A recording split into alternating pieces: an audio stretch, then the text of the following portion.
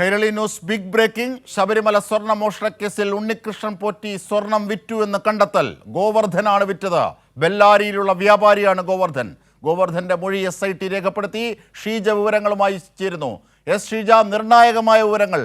എവിടേക്കാണ് സ്വർണം കൊണ്ടുപോയത്? സ്വർണം കണ്ടെത്തുക എന്ന ദേവസ്വം ബോർഡിന്റെ ലക്ഷ്യം പ്രാപ്തിയിലേക്ക് എത്തുന്നു എന്നുകൂടി സൂചനകളുണ്ട്. എന്തായിരുന്നാലും ആർക്കാണ് വിറ്റത്? എന്തൊക്കെയാണ് ഇപ്പോഴത്തെ വിവരങ്ങൾ? അജിംഷാദ്, ഏതായാലും ഈ ശബരിമല സ്വർണ്ണക്കൊള്ളയുമായി ബന്ധപ്പെട്ടുകൊണ്ട് ഉണ്ണികൃഷ്ണൻ പോറ്റി സ്വർണം എന്ത് ചെയ്തു എന്നുള്ളതാണ് പ്രധാനമായും ഉയർന്നിരുന്ന ചോദ്യം. അതിനുള്ള മറുപടിയാണ് ഇപ്പോൾ SIT സംഘം കണ്ടെത്തിയിരിക്കുന്നത്. ഉണ്ണികൃഷ്ണൻ പോറ്റി ആ സ്വർണം വിറ്റു എന്നാണ് കണ്ടെത്തിയിരിക്കുന്നത്. വിറ്റിരിക്കുന്നത് ഗോവർദ്ധൻ എന്ന് പറയുന്ന വ്യക്തിക്കാണ്. ഗോവർദ്ധനാകട്ടെ ബെല്ലാരിയിലുള്ള ഒരു വ്യാപാരിയാണ്, സ്വർണ്ണ വ്യാപാരിയാണ് ഗോവർദ്ധൻ എന്ന് പറയുന്ന വ്യക്തി. ഈ ഗോവർദ്ധനെ പ്രത്യേക അന്വേഷണ സംഘം കണ്ടെത്തിയിട്ടുണ്ട്. കണ്ടെത്തിയതിന് തൊട്ടു പിന്നാലെ തന്നെ ഗോവർദ്ധന്റെ മൊഴി ഇത് സംബന്ധിച്ചുള്ളത് രേഖപ്പെടുത്തിയിട്ടുണ്ട് എന്നുള്ളതാണ് ഇപ്പോൾ നമുക്ക് അറിയുക. ഏതായാലും ഉണ്ണികൃഷ്ണൻ പോറ്റി കൊണ്ടുപോയ സ്വർണ്ണപ്പാളികളിലെ സ്വർണം അത് ഉരുക്കിയെടുത്തതിനു ശേഷം അത് വിറ്റു എന്നുള്ളതാണ് ഇപ്പോൾ പ്രത്യേക അന്വേഷണ സംഘത്തിന്റെ അന്വേഷണത്തിൽ കണ്ടെത്തിയിരിക്കുന്നത്. അത് തന്നെയാണ് ഏറ്റവും നിർണായകമായ കാര്യവും. ആ സ്വർണം വിറ്റിരിക്കുന്നു. രണ്ട് കിലോ സ്വർണ്ണമാണോ അതോ 474 ഗ്രാം ആണോ? എത്രയാണ് ഈ ഗോവർദ്ധന് കൊടുത്തത്? അത്തരം വിവരങ്ങൾ ലഭ്യമായി തുടങ്ങുന്നുണ്ടോ ഷിജ?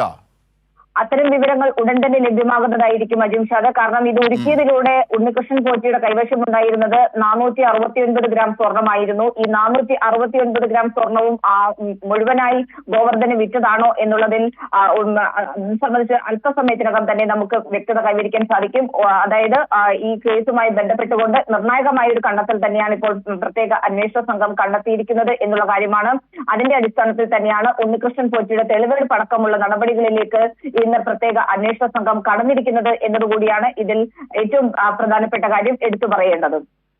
അതായത് ഊരാൻ പറ്റാത്ത വിധം തെളിവുകളും അതിൻ്റെ അനുബന്ധ കാര്യങ്ങളും എല്ലാം ശേഖരിച്ച് വ്യക്തമാക്കിയതിന് ശേഷമാണ് അത് ദേവസ്വം വിജിലൻസിൻ്റെ കാര്യത്തിലായാലും തുടർന്ന് വന്ന SITയുടെ കാര്യത്തിലായാലും ചടുലമായ നീക്കങ്ങൾ.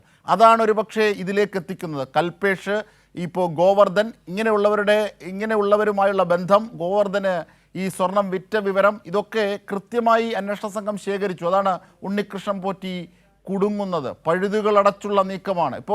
ഇന്നിപ്പോൾ ബംഗളൂരുവിലേക്ക് തെളിവെടുപ്പിനായി കൊണ്ടുപോകുന്നു. അതിനുശേഷമുള്ള നടപടികൾ എന്തൊക്കെയാണ്? അപ്പോൾ ഗോവർദ്ധൻ ഇപ്പോൾ എവിടെയാണുള്ളത്? ഇത്യാദി വിവരങ്ങൾ കൂടി ഒന്ന് ചേർത്താൽ ഷീജ.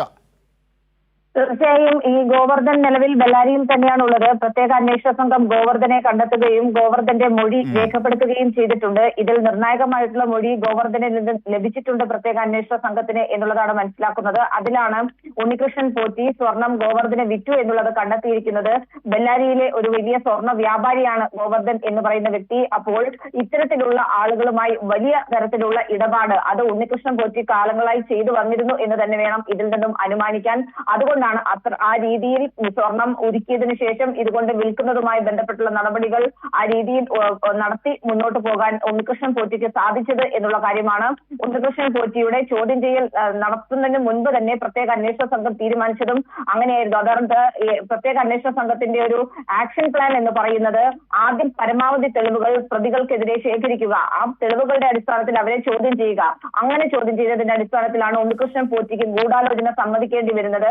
തുടർന്ന് അടുത്ത പ്രതിയിലേക്ക് മുരാരി ബാബുവിലേക്ക് എത്തുന്നു. മുരാരി ബാബുവിലേക്ക് എത്തിയപ്പോഴും മുരാരി ബാബുവിന്റെ പൂർണ്ണമായിട്ടുള്ള ചോദ്യം ചെയ്യൽ നടത്തുവാൻ വേണ്ടി സാധിച്ചിട്ടില്ല. കസ്റ്റഡിയിൽ ആവശ്യപ്പെടാനുള്ള തീരുമാനം അത് SIT സംഘം എടുത്തിട്ടുണ്ട്. അത് ഉടൻ തന്നെ കോടതിയിൽ സമർപ്പിക്കുന്നതായിരിക്കും.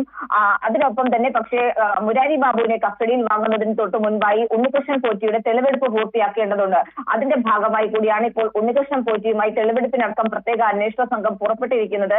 നിലവിൽ ലഭിക്കുന്ന വിവരമനുസരിച്ച് ആദ്യം ബംഗളൂരുവിൽ എത്തിക്കുക, ബംഗളൂരുവിൽ എത്തിച്ചുകൊണ്ട് നിലവിൽ അവിടെ നിന്ന് ഉള്ള തെളിവെടുപ്പിന് ശേഷം നേരെ ചെന്നൈ സ്മാർട്ട് ക്രിയേഷൻസിലേക്ക് എത്തുക. ചെന്നൈ സ്മാർട്ട് ക്രിയേഷൻസിലായിരിക്കും അതിനുശേഷമുള്ള തെളിവെടുപ്പ് നടക്കുക എന്നുള്ളതാണ് മനസ്സിലാക്കുന്നത്. ഒരുപക്ഷെ ബംഗളൂരു കേന്ദ്രീകരിച്ചുകൊണ്ട് പ്രത്യേക അന്വേഷണ സംഘത്തിന്റെ ഒരു ടീം തന്നെ പ്രവർത്തിക്കുന്നുണ്ട്. അപ്പോൾ ബംഗളൂരുവിൽ വെച്ച് ഗോവർദ്ധനെ അടക്കം ഉണ്ണികൃഷ്ണൻ പോറ്റിക്കൊപ്പം എത്തിക്കാനുള്ള ഒരു നീക്കവും പ്രത്യേക അന്വേഷണ സംഘത്തിന്റെ ഭാഗത്ത് നിന്ന് ഉണ്ടായേക്കാം. ഏതായാലും ഗോവർദ്ധന്റെ പ്രാഥമികമായിട്ടുള്ള മൊഴി ഇപ്പോൾ SIT സംഘം രേഖപ്പെടുത്തിയിരിക്കുകയാണ്. ഉണ്ണികൃഷ്ണൻ പോറ്റി സ്വർണം വിറ്റത് ഗോവർദ്ധനാണ് എന്നുള്ള കാര്യം ഗോവർദ്ധൻ സമ്മതിച്ചിട്ടുണ്ട് എന്നുള്ള കാര്യം തന്നെയാണ് ഇപ്പോൾ വ്യക്തമാക്കുന്നത്. അജിംഷാദ്.